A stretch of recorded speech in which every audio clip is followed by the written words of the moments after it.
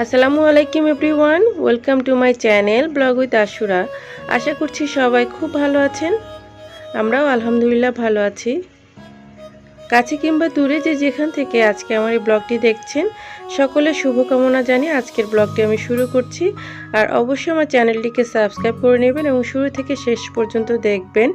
কোথাও যদি একটু ভালো লেগে থাকে তাহলে আমার চ্যানেলটিকে সাবস্ক্রাইব করে আমার পাশে থাকবেন এবং অবশ্যই কিন্তু লাইক দিতে ভুলবেন না, কারণ আপনাদের একটা লাইক কিন্তু আমাকে কাজে অনেক অনেক প্রীত করবে। আজকে ব্লগটি আমি সকাল সকাল শুরু করেছি। আরিশার পরীক্ষাটা আজকে শেষ হয়ে যাবে, তো ও কিন্তু স্কুলে চলে গিয়েছে। যেই কাজগুলো বাসায় ছিল সেগুলো টুকটাকভাবে সেরে নিয়েছি। আর আজান ঘুম থেকে উঠলেও তো ওকে খাওয়ার ব্যবস্থা করতে হয়, তো চেষ্টা করি সকালে উঠলে যে অগোছালো কাজগুলো থাকে সেগুলো গোছগাছ করে নেওয়ার জন্য। বাচ্চাদের ঘরে কিন্তু অনেক রকমেরই কাজ থাকে এবং খেলনা দিয়ে এলোমেলোও থাকে, তো সেগুলো অগোছালো থাকলে দেখা যায় কি ঘরটাও কিন্তু এলোমেলো থাকে। তো চেষ্টা করি সব কিছু সুন্দর মতো গুছিয়ে রাখার জন্য। আরিশা অলরেডি ওর পড়া টেবিলটা খালি করে ফেলেছে, কারণ ওর পুরনো বইগুলো রেখে দিয়েছে। এখন অপেক্ষা আছে নতুন বইটা আসলে ও সুন্দর করে অ্যারেঞ্জ করে রেখে দিবে। ও আসলে ইংলিশ মিডিয়ামে পড়ে, এই জন্য ওর কিন্তু জুন সেশন ও ফাইনাল পরীক্ষা হয়েছে। দুপুরে 12টার দিকে আমার শাশুড়ি অনেকগুলো আম ভর্তা বানিয়েছে সবাইকে দেওয়ার জন্য এবং ছোট ছোট বাটিতে কিন্তু ভাগ করে রেখেছে সবার জন্য। আরিশা স্কুল থেকে চলে এসেছে, ওর বাবা চলে গেল ওকে রেখে। তো এখন কিন্তু ফ্রি এবং ও বলছে যে আমার তো এখন পরীক্ষা শেষ, আমি এখন কি করব। তো আসলে ব্যস্ত থাকবো ড্রয়িং নিয়ে বা মোবাইলে কিছু কার্টুন দেখে, এইভাবে আর কি সময়টা পার করে। বাইরেও কোথাও বেড়াতে নিয়ে যাওয়ার সুযোগ নেই, কারণ আমার শ্বশুর অসুস্থ। তাদেরকে রেখে আসলে বাইরে যাওয়াটা খারাপ দেখা যায়, ভালো লাগে না। আয়েশা বাবা অনেকগুলো ভেজিটেবল এনেছে এবং একসাথে কিন্তু অনেকগুলো ভেজিটেবল কিনে ফেলে, তো এগুলো আবার গোছগাছ করে ফ্রিজে রাখাটাও কিন্তু বেশ ঝামেলা হয়ে যায়। আর আজান আমার সাথে অলরেডি খেলছে, ও ভেজিটেবলগুলো ধরছে। আশা করছি আজকের এই ব্লগটি আপনাদের কাছে ভালো লাগছে, আর ভালো লাগলে অবশ্যই আমার চ্যানেলটিকে সাবস্ক্রাইব করে আমার পাশে থাকবেন প্লিজ।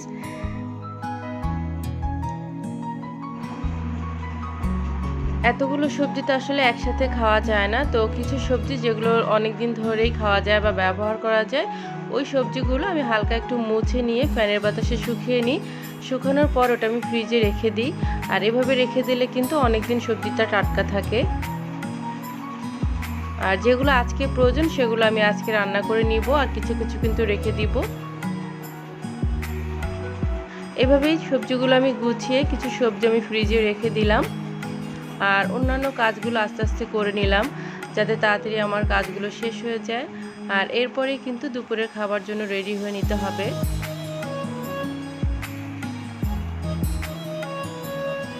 আজকে দুপুরে একটু সবজি করব, আর সবজিটা হচ্ছে অনেক পদের সবজি দিয়ে আজকে সবজিটা করে নিচ্ছি, একটু নরম করে নিব যাতে আরিশা দাদা এটা খেতে পারে, কারণ ওরা কিন্তু নরম সবজিই খেতে হবে। আর আরেকটা চুলায় আমি মুগ ডাল বসিয়েছি।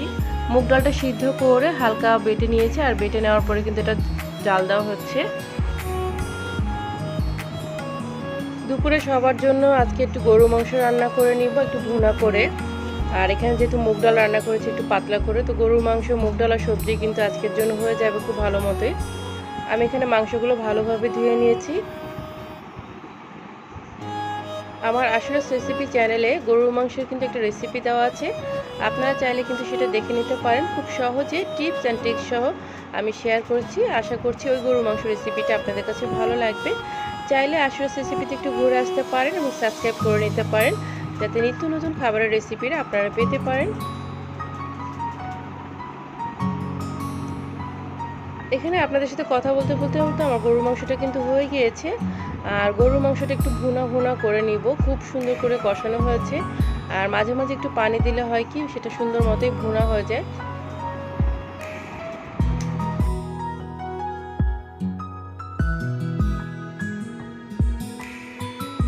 প্রত্যেকটা মানুষের জীবনেই কিন্তু প্রত্যেকটা দিন এবং প্রত্যেকটা সময় এতটা মূল্যবান যে কাজ হোক আর যেভাবেই হোক সময়টা কিন্তু পাল্টে যায়। তো চেষ্টা করি সব কাজগুলো ঠিকভাবে করার জন্য, বা কোথাও কোনো ভুল হয়ে গেলে সেটাকে শুধরে নেওয়ার জন্য। আমার মতো আপনাদের ক্ষেত্রেও কিন্তু সেটাই হয় আমি জানি, কারণ প্রত্যেকটা মানুষের একটা রুটিন মাফিক সময় করে চলতে হয়। আর এখন আমার টাইমটা এতটা টাফভাবে পার হচ্ছে, তো বাচ্চাদের সামলেও আসলে সব কিছু দেখা যায় অনেক সময় এলোমেলো হয়ে যায়। তো কি আর করা, সংসারের কাজ কিন্তু এভাবেই আমাদেরকে করে নিতে হয়। এদিকে আমার গরু মাংসটা কিন্তু হয়েছে, আর এটা একটু মাখা মাখা ভুনা করে নিয়েছি আজকে। গরু মাংসটা যত কষানো যায় ততই কিন্তু খেতে খুব টেস্ট হয়। আর কষানো হয়ে গেলে একটু ঝোলের পানি দিয়ে কিন্তু এটা মাখা মাখা একটা ভুনা খুবই খেতে ভালো লাগে। আর গরু মাংসটা খেতে অসম্ভব মজা হয়েছিল, আপনারা অবশ্যই ট্রাই করবেন প্লিজ।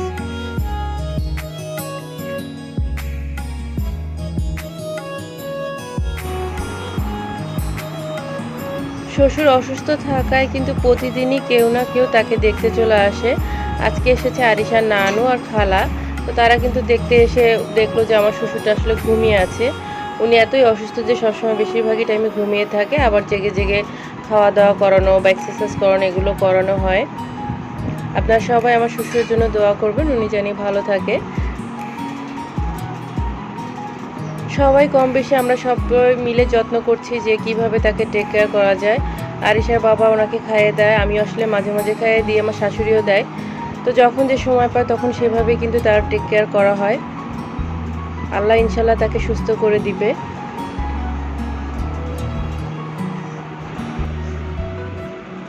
সকাল থেকে রাত পর্যন্ত পুরো টাইমটাই কিন্তু এখন আমার অনেক ব্যস্ততার মধ্যে চলে যাচ্ছে।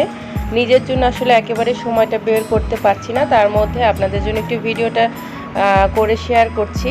তো চেষ্টা করি নিজেকে একটু সময় দেওয়ার জন্য, কারণ নিজেকে সময় না দিলে আসলে কিছুই থাকে না। যত কাজই না থাকুক না কেন নিজের জন্য একটু সময় কিন্তু বের করা উচিত।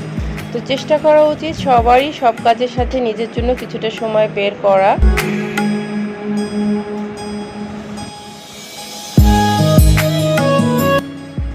আরিশার দাদাকে যেই দেখতে আসে দেখা যাচ্ছে যে হাতে করে কেউ না কেউ ফ্রুটস বা এটা সেটা খাবার নিয়ে আসছে। আর বাসায় এত ফ্রুটস থাকা সত্ত্বেও কিন্তু আজান আরিশা কোনো ফ্রুটসই ওরা খেতে চায় না, খুবই ঝামেলা করে খাবার দাবার নিয়ে। তো আজান আর আরিশার জন্য একটু লিচু ছিঁড়ে নিচ্ছে আর একটু মালটাটা জুস করে দিব, তাও দেখা যাবে ওরা কিন্তু খেতে চাইবে না, ওদেরকে জোর করেই খাওয়াতে হবে।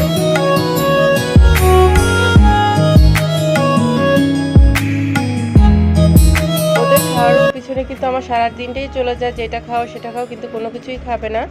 জোর করে বসে ওদেরকে খাওয়াতে হবে। তো ওদের পিছনেই মোস্ট অফ দ্য টাইম আমার থাকতে হয়, এর মাঝে মাঝে কিন্তু একটু কাজকর্মগুলো করে নিতে হয়।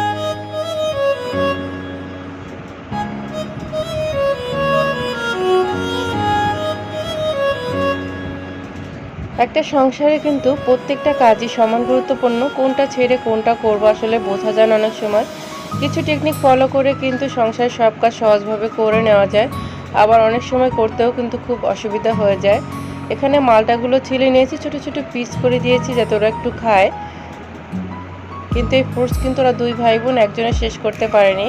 তো বাসার সবাই যারা আছে তারা কিন্তু মোটামুটি একটু খেয়ে নিয়েছে।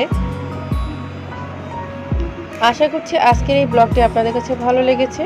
আর ভালো লেগে থাকলে চ্যানেলটি অবশ্যই সাবস্ক্রাইব করে পাশে থাকবে এবং আমার নতুন নতুন কাজে আমাকে অনুপ্রাণিত করতে সহায়তা করবেন।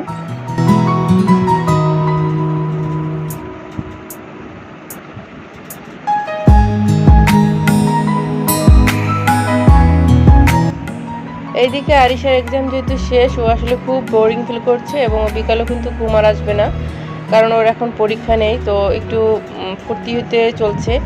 তো আমি ওকে বললাম যে একটু ড্রয়িং করো, আর আরিশা কিন্তু ড্রয়িং করতে খুব পছন্দ করে। ও যখনই সময় পায় একটু ড্রয়িংয়ের দিকে মনোযোগ দেয়, আর ওর ড্রয়িংয়ের হাতটা মাশাআল্লাহ অনেক ভালো। ও খুব সুন্দর একটা সানসেটে ড্রয়িং করছে। তা আমি দেখলাম একটু ভিডিও করে আর আপনাদের সাথে শেয়ার করি।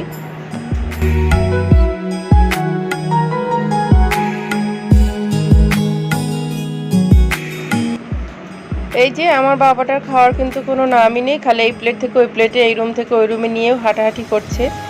তো এভাবেই করে আসলে চলে যায় টাইমটা। আর আরিশা কিন্তু সানসেটটা আঁকা ফিনিশ হয়ে গেছে, আমি আপনাদের দেখিয়ে দিয়েছি। মাশাআল্লাহ এত সুন্দর করে ওকেছে, ভিডিওতে অত সুন্দর হয়তো বোঝা যাচ্ছে না, বাট খুব সুন্দর হয়েছে। এরকম করে কিন্তু ও আরেকটাও ড্রয়িং করেছে, আমি আপনাদের একটু দেখিয়ে দিচ্ছি। আর এরই সাথে আমি আপনাদের সাথে বিদায় নিয়ে নিচ্ছি। আশা করছি সবাই খুব বেশি ভালো থাকবেন।